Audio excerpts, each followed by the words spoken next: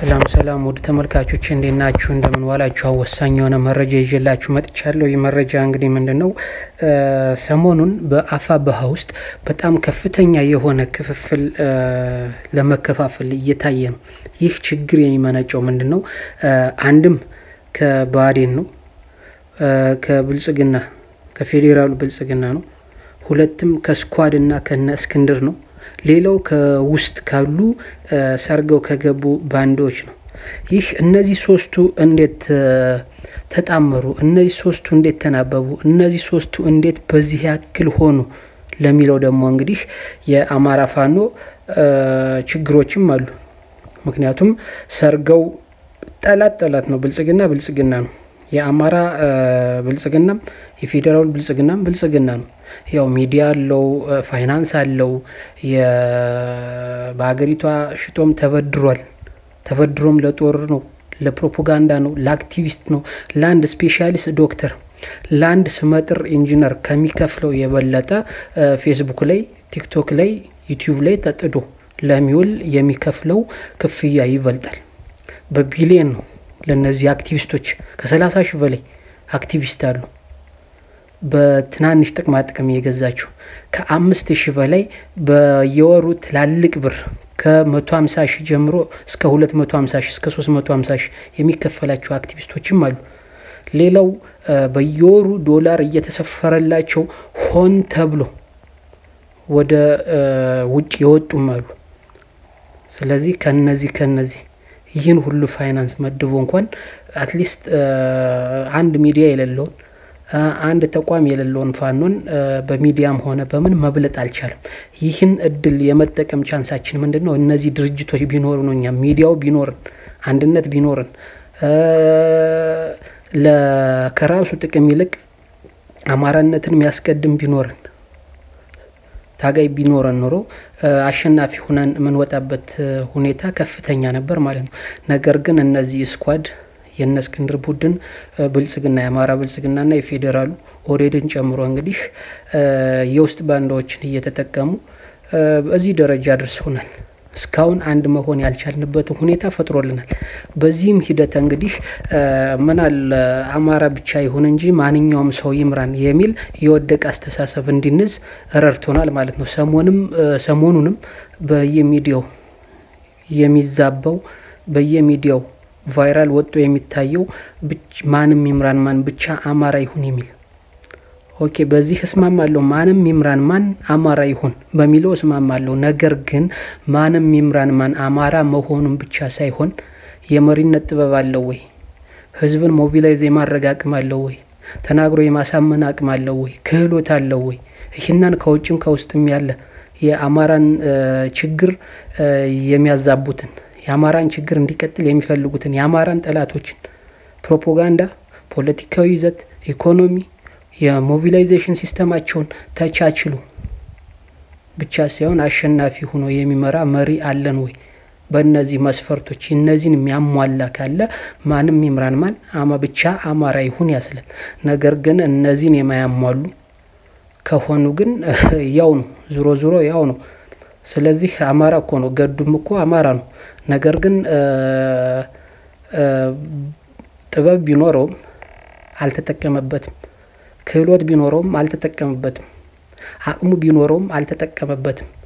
ምክንያቱም ፓሲቭ ነው፣ ጉትት ነው። ገዱ አንዳርጋቸው ማለት ጉትት ነው።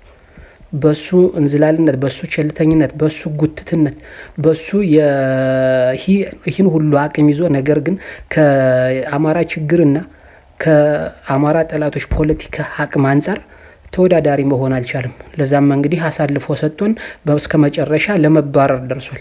ደመቀ መኮንንም ተመሳሳይ፣ ሌሎችም ተመሳሳይ። እንግዲህ ከአቅም እኮ መቼም አበባው ታደሰ ከብርሃኑ ጁላ አቅም አያንስም ቢበልጥ እንጂ። ነገር ግን ምክትል ሆኖ እንኳን አልተጠቀመበትም። ከሱ ይልቅ አንድ የኦሮሚያ ኮሚሽነር ይበልጣል ተጽዕኖ በመፍጠር። ምክንያቱም ያ አደራጅቷል፣ አቅሙን ተጠቅሞበታል፣ አቅሙን እንዲጠቀም ተደርጎበታል። ጀነራል አበባው ግን የአማራን ትግል ማዳከም ማጓተት ነው ስራው። ይሄ አቅም አይደለም። አቅም ያለህን አቅም መጠቀምና አቅም ኑሮህ ሳትጠቀመው ስትቀር መሪ ልትባላችንም ልዩነት አሉ። መሪ ማለት አቅሙን የሚጠቀም ነው። የሱን አቅም ለሌሎች ማስተማር ማስተላለፍ የሚችል ነው መሪ ማለት የመምራት ጥበብ ነው። የመምራት ጥበብ ማለት ደግሞ ዳይሬክሽን ብቻ መስጠት መምራት ይሄን አድርግ ፖሊሲ መቅረጽ ብቻ ሳይሆን ማብቃትም ይጠይቃል። ነገር ግን አማራ ላይ አቅም ያማራ ፖለቲከኞች ያማራ ባለስልጣኖች አቅም ቢኖራቸውም ማብቃት ላይ ግን አልታደሉም። ስለዚህ ይህንን ተንተርሰን መሆን አለበት ያፋብሃ መሪ ማን መሆን አለበት የሚለው። ስለዚህ እንጂ በጭፍኑ አንዳንዱ ዘመነ ካሴ ከመራ ጦር ይፈርሳል ይላል። አንዳንዱ ማንም ይሁን ማንም ይምራን ስለዚህ ጀነራል ተፈራ ይላል። አንዳንዱ ሌላ ይላል። ስለዚህ እዚህ ጋር ይህ ክፍተት ለደህንነት ለአማራ ጠላቶች ደህንነታቸውን አስርገው ለማስገባት የአማራ ጠላቶች የሚፈልጉትን መሪ አድርገው በአፋብሃ ውስጥ የማስመረጥና የማስረግ አቅሙን ይፈጥራላቸዋልና እዚህ ጋር መጀመሪያ በአካባቢው የሰራውን ፋኖን ከምን እስከምን አደረሰ ፋኖን እንዴት ረድቷል እንዴት ያማራን ፋኖን ብቻ ሳይሆን ያማራን ህዝብ እንዴት ሞቢላይዝ አድርጓል ምን አላማለው ምንድነው የሰራው ግቡ ምንድነው ሚለውን ማየት መቻል አለብን ማለት ነው። አሁን አንዳንዶቹ እኮ ተፈራን ጀነራል ተፈራንና ዘመነ ካሴን ለማወዳደር የሚሞክሩ አሉ። ሁለቱ ማለት የሰማይና የምድር ያክል ርቀት የሚለያዩ በፖለቲካም በአቅም ማለት እንግዲህ በአቅም ማለት ያለውን አቅም በመጠቀምን ይጠይቃል። አቅም ማለት በጀነራል ተፈራኮ ልዩ የኮማንዶ መሪ ነበር አሰልጣኝ ነበር። ልዩ በጀብዶች ሁሉ የታወቀለት ነው። በተሰጠው ተልኮ ሁሉ የታወቀለት ነው። ይሄ አቅም አለው ይሄን አቅም እንዳለው አቃለው ነገር ግን የመሪነት አቅም ግን የለውም። ምክንያቱም ከአማራ ልዩ ኃይል ኃላፊ በላይ እኮ ስልጣን የለም። እንግዲህ ክልሉ ላይ የልዩ ኃይል ኃላፊ ሆኖ ከዚህ በላይ እኮ ስልጣን የለም። ነገር ግን አቅሙን አልተጠቀመበትም። አንድ አይተነዋል። ሁለተኛ እድል መስጠት ግን አፍርሰው ነው።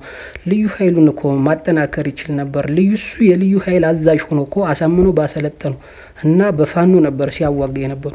ስለዚህ አቅሙን ማደራጀት ያልቻለ አቅሙን መጠቀም ያልቻለ እና ሲሉት የሚገባ ውጣ ሲሉት የሚወጣ አይነት ሰው ነው። ይሄ ማለት ደግሞ ለመሪነት ብቁ አይደለም ማለት ነው። ሁለተኛ ምንም አይነት የፋኑ አደረጃጀት ያልመሰረተ ሰው ምንም አይነት አስተዋጽኦ ያላደረገ ሰው ዝም ብሎ ተነስቶ ከአዲስ አበባ ወጥቶ ወደዚህ ወደ ክልላችን ስለመጣ ብቻ መሪ ይሁን ማለት ጀነራል ስለተባለ ይሁን ማለት በጣም ውድቀት ነው የሚያመጣው ለአማራ።